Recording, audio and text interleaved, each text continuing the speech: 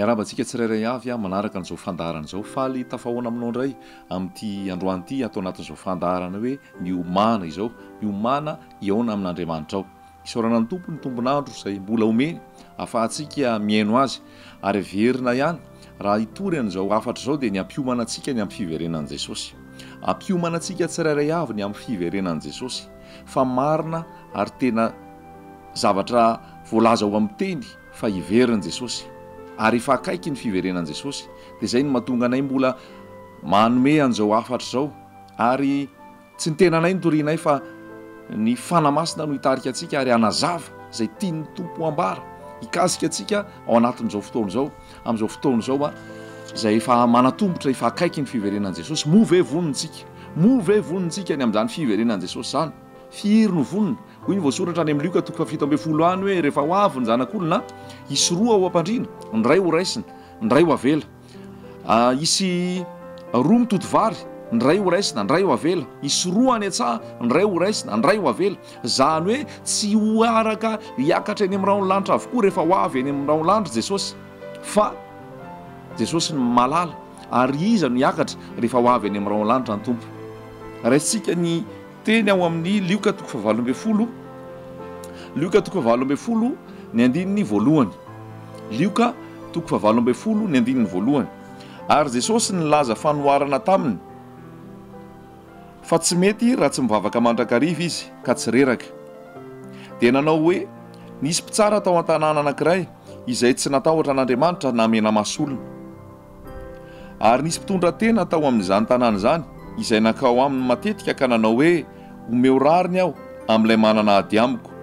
Ary tsy nanaiky izy aloha fa rehefa afaka izany dia nanao anakapo hoe na dia tsy matahotra an'Andriamanitra zaho sady tsy mena masolona mba omeko rariny ihany io mpitondra tena io fa manahira anahy izy, fa ndrao ho avy mandrakariva izy ka hampasositra ahy.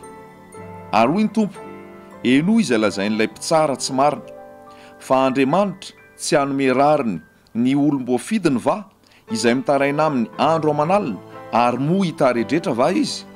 Lazaiko aminareo fa omeny rariny faingana izy, kanefa raha avy ny zanak'olona moa hahita finoana ety ambonin'ny tany va izy. Amen. Zay teny zay no omeny tompo antsika androany ary nilaza teo aloha teo hoe raha ho avy eny amin'ny raon'lanitra Jesosy, iza no hiara hiakatra aminy eny amin'ny raon'lanitra. Ny hiara hiakatra aminy eny amin'ny raon'lanitra dia ny olona mino azy, ny olona manana finoanan'izy, finoanan' Jesosy tompo. Dia zay ny zavatra tiana zaraina amintsika androany hoe ny mino no hiara hiakatra amin'i Jesosy eny amin'ny raon'lanitra. Inona ary zany hoe mino? Ohatry ny ahoana zany hoe mino va aho, mino ve ianao?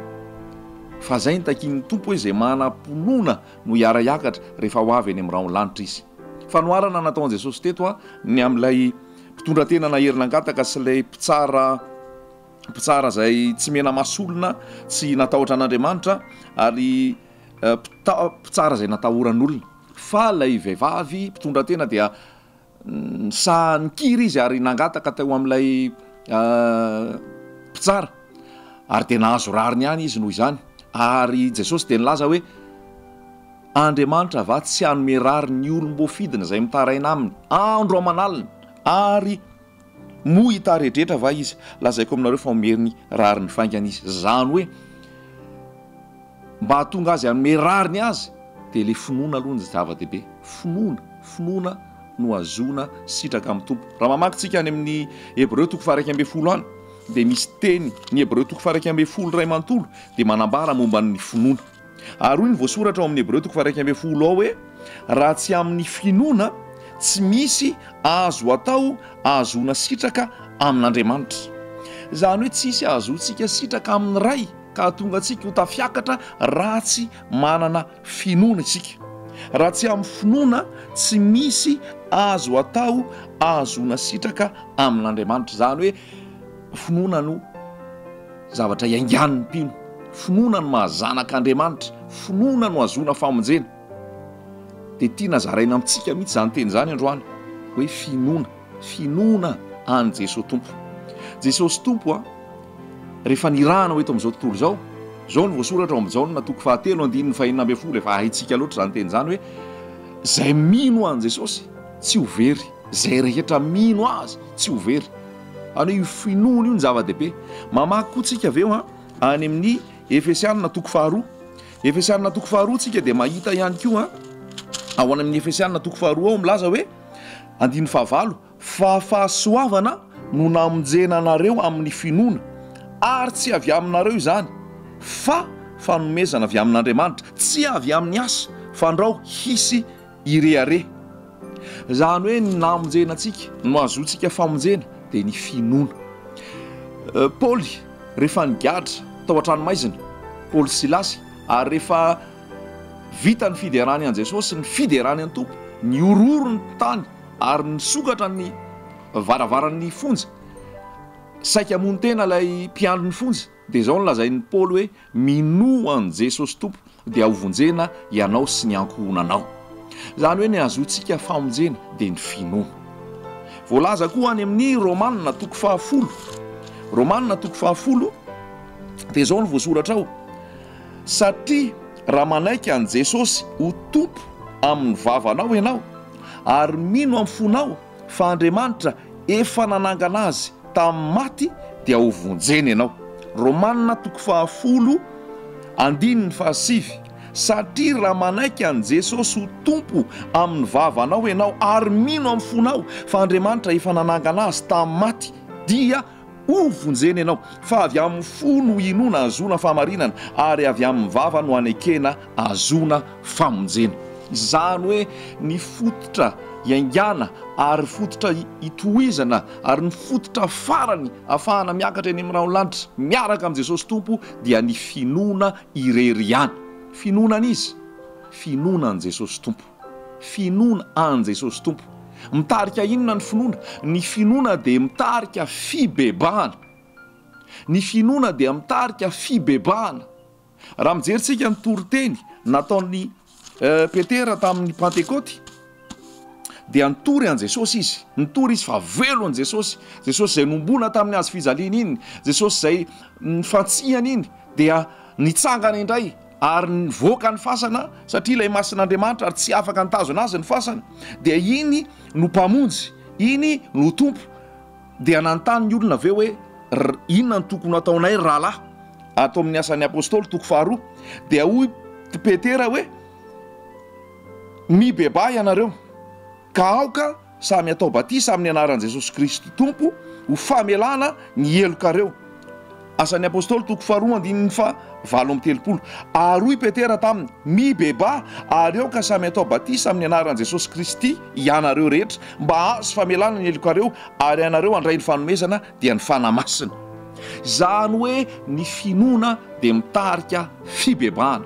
Manasa anao amaky ny Hébreu toko 1:12 ray manontolo ny amin'ny finoana ao. Ny finoana no mitarika anao hiala amin'ny ratsy. Ny finoana ao an Jesosy zay mpamela heloka. Ny finoana ao an Jesosy zay antokana mpamonjy. Ny finoana ao an Jesosy zay mpitsara marina. Ny finoana ao an Jesosy zay Andriamanitra velona ary afo mandoro. Ny finoana ao an Jesosy zay fitiavana tianao no mitarika anao hibebaka hiala amin'ny ratsy ary hanatona azy hifona hiala amin'ny fahotana. Ny finoana tsy resaka fahombiazana fotsiny. Ny finoana tsy resaka mazy. Ny finoana tsy resaka fahatanjahantsaina sy zavatra eritreretina be sy zavatra tonono ny vava imbedabe dia tanteraka. Tsy zany ny finoana. Fa ny finoana dia ao am-po mitarika fanenenana ny amin'ny otana tao ary tsy fiverenana amin'izany intsony ary manaiky fa diso eo anatrehan'i Jesosy ary manaiky ihany koa fa mino fa ny rano manasa manadio manamasina manafaka ary mame fiainana mandrakizay. Zay no atao hoe finoana. Dia hoy Jesosy Tompo atao amin'ity Lioka toko 7:10 ty hoe raha ho avy ve zahako moa hita finoana ety ambonin'ny tany ve? Moa hita finoana ety ambonin'ny tany ve? Nametraka an'izany fantaniana izany Jesosy ary fantaniana mipetraka amin'izao fotoana. Firy ny mino, firy ny mino. Ny finoana raha mamakytsika any amin'ny Matthieu toko 7:1-20 dia hoy Jesosy rehefa niteny avany ny olona zany miseho teo anatrehan'i Jesosy dia rehefa nseho teo anatrehan Jesosy dia samy laza nataony teo daholo ny rehetrarehetra zay nilaza fa niasa ho an'ny tompo. Dia vakitsika ny Matthieu 7 andininy fa 7 sy ny Matthieu 7 andininy fa 1 tsy izay rehetra manao amiko hoe tompoko tompoko no hiditra ny fanjakan'ny lanitra fa izay manao sitrapony raiko izay any an-danitra. Maro no manao amiko amin'izany andro zany hoe tompoko tompoko, tsy efa naminany tamin'ny anaranao va izahay, ary tsy efa namoaka demonia tamin'ny anaranao va izahay, ary tsy efa nanao asa lehibe maro tamin'ny anaranao va izahay. Ary dia ambarako aminy marimarina hoe tsy mba fantatro akory ianareo hatrizay miala amiko ianareo mpanao meloka rehetra.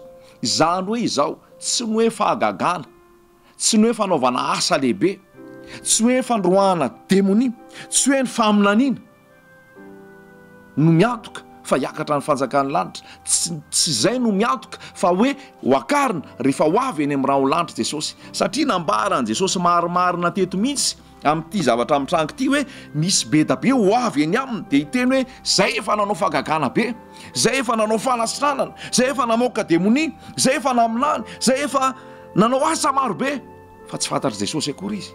Satria nahoana tsy fantatra Jesosy izy? Satria tsy ao amin'ilay finoana nitarika fibebahana, tsy ao amin'ilay finoana nitarika tahotra an'Andriamanitra, tsy ao amin'ilay finoana nitarika nandeha tamin'ny fahamasinana sy ny fahadiovam-po. Amin'izao fotoana toriana amintsika eto Madagasikara, manerana ny Madagasikara any manontolo, tototra fampianarana, fahombiazana, fitahiana, fahasoavana, fiovam-piainana, tsimbadika ny tantaram-piainana sy ny maro samihafa.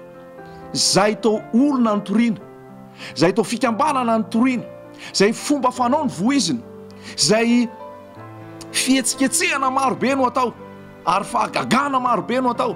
Kanefa Jesosy dia milaza fa finoana ny zava-dehibe, ary famporisihana ny olona ao anatin'ny fitadiavana vola aman-karena, fitadiavana fahombiazan'ny tany, fitadiavana zavatry ny tany, fitadiavana fahombiazana ara-materialy.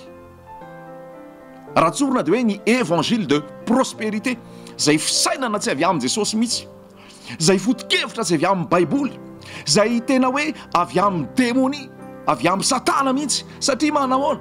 Tsy mitarika ny olona hiandrandra ny Jesosy, tsy mitarika ny olona hibanjina ny Jesosy, tsy mitarika ny olona hiomana ny amin'ny fiverenany Jesosy, tsy mitarika ny olona ho amin'ny fibebahana, ho amin'ny fialana amin'ny ratsy, ho amin'ny fatahorana n'Andriamanitra, ho amin'ny fanamasinana ny tenany, fa ho avy ilay mpampakatra, fa famporisihana ny olona ho amin'ny filana, ho amin'ny filan'ny nofo, ho amin'ny fitadiavany zavatra zao tontolo zao, ho amin'ny fanindraindrana tena, ho amin'ny fitiavan-tena, ho amin'ny fanindraindrana nofo zay tena mifanohatra amin'ny filazantsara. Jesosy tompo dia nilaza hoe na iza te hanaraka aoka izy handany tenany ka hitondra ny azo fijaliany isan'andro ka hanaraka.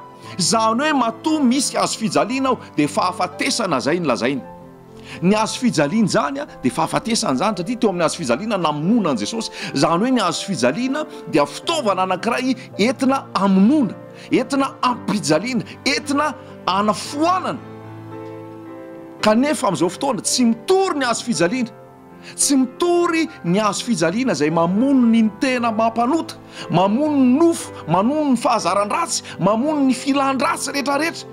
Tsy mitory zany azo fijaliana Jesosy zany, fa mitory fantokafana tena, mitory fanindraindrana ny tena, mitory famporisihana ny nofo ao amin'ny fieboebona sy ao amin'ny firehareana sy ao amin'ny fizazahoana sy ao amin'ny firaketana amin'ny zavatry ny tany.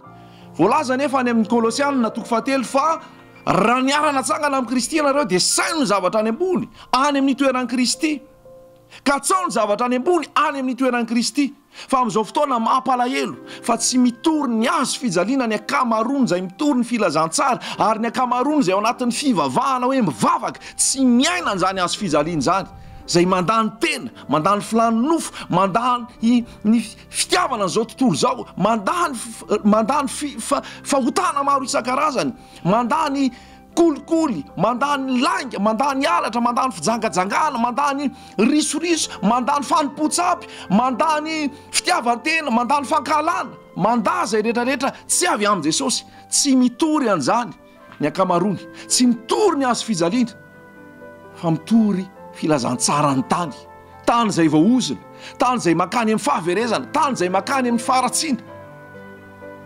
Tsy finono zany.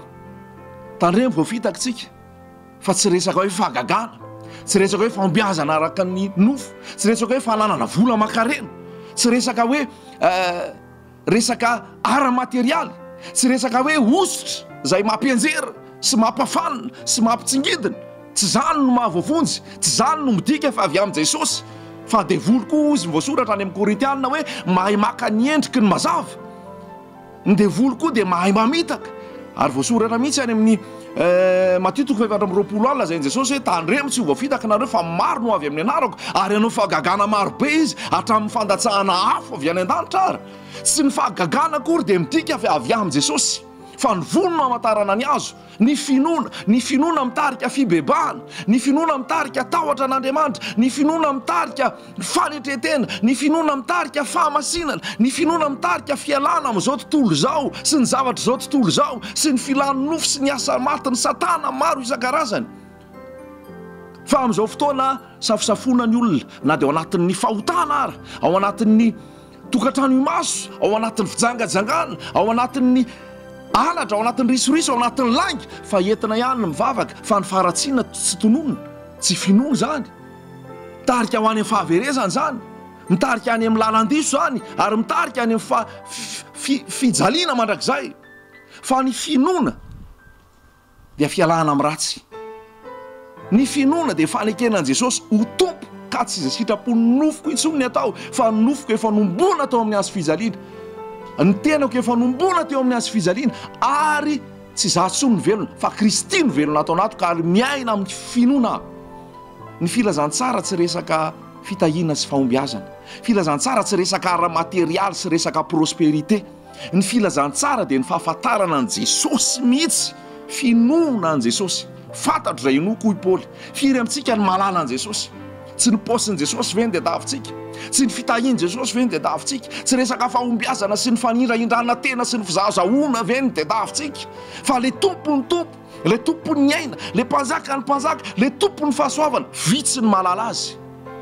Vitsy ny malala azy. Ny fivavahana anie tsy atao hifangorona-kareny, fitadiavana ny fivavahana anie tsy atao ho fizahazahoana sy firehareana sy fanehoana zavatra ny tany, fa ny fivavahana, ny fiarahana amin'i Jesosy dia fanehoana an'le toe-po matahotra an'Andriamanitra, le toe-po manana fatahorana an'Andriamanitra, le toe-po tia an' Jesosy, le toe-po manana fahamasinana, le toe-po mandaha zao tontolo zao sy ny filany zao tontolo zao, le toe-po tena hoe tia an' Jesosy ary malala an' Jesosy. Kanefa vitsy ny malala an' Jesosy, vitsy ny malala an' Jesosy, fa lasa mpanompon'Andriamanitra ny fantatra, lasa ny mombamomba mpanompon'Andriamanitra ny fantatra, lasa ny toetoetra mpanompon'Andriamanitra ny fantatra, lasa fombafomba mpanompon'Andriamanitra ny fantatra, ary zany no arahana sy alaitahaka. Fa le tompony tompo sy le mpanjaka ny mpanjaka takona tanteraka, tsy hita intsony Jesosy. Lasa fikambanana ny fantatra, lasa anarana tokom-pivavahana ny fantatra, ary lasa zay no inona, lasa olona no inona, lasa fikambanana no inona, lasa atokom-pivavahana no inona, fa tsy Jesosy no inona. Kanefa Jesosy no mila inona. Finoana ny nandehanan'ny Noa, ananao ny sampy fiara, niala tamin'ny fomba zao tontolo zao. Finoana ny nandehanan'ny Enoka, ary niara nandeha tamin'Andriamanitra izy, ary tsy hita izy avy eo. Finoana no nialan'ny Mosesy tany Egypta, ary nandaza rehetrarehetra zava-tsony Egypta rehetrarehetra, fa nalao niaritra ny mafy sy ny fahoriana mba hahazo ny fiainana mandrakizay. Finoana, hoy ny voasoratra any amin'ny Hebreo, ny oloko marina dia ho velony ny finoana, fa raha miampitra izy tsy sitraky ny fanahy.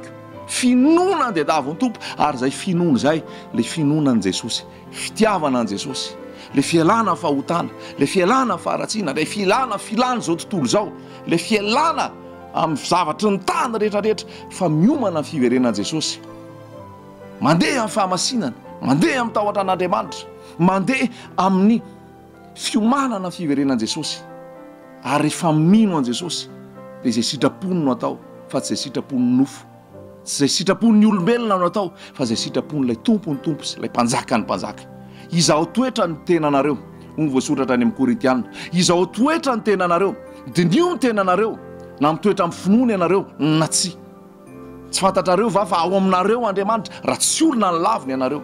Ho amintsika neny tompo zany ny teny amin'ity androany ity aoka heritreritra ao amin'ny finoana ve asa tsy finoanan' Jesosy ho azy ihany voninahitra. Amen.